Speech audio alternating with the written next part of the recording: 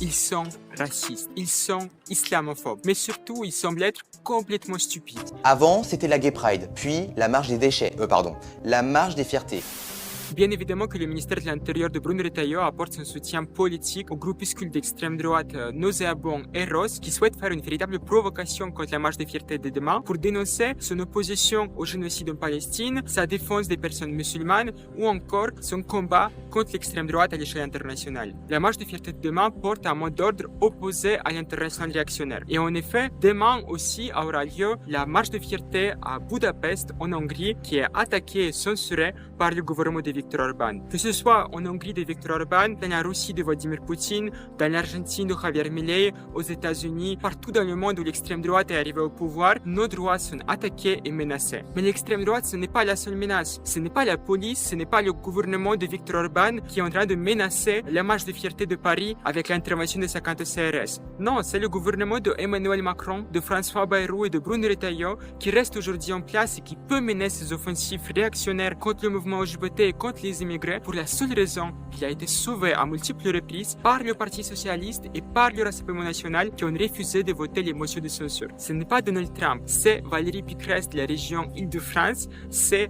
la DILCRA, l'agence gouvernementale de lutte contre les racismes et les LGBT-phobies, c'est la RTP, c'est Accor Hotel, c'est PayPal qui ont tous retiré leur soutien à la marche des fiertés de demain. Et ce qui est extrêmement important de comprendre, c'est que c'est une tendance internationale. Au Canada, les multinationales comme Google ou Nissan ont retiré eux aussi, sans la polémique sur l'affiche de marche de fierté ou quoi que ce soit, mais ils ont retiré elles aussi des centaines de milliers de dollars à la marche de fierté de Toronto. Après des années de pinkwashing, d'institutionnalisation et d'instrumentalisation de nos luttes, on est en train de constater que les politiques de visibilité, de représentation, mais aussi de réformes incrémentales, petites lois par-ci, petites lois par-là, ne vont pas suffire pour gagner la libération et l'émancipation des personnes queer et LGBTI.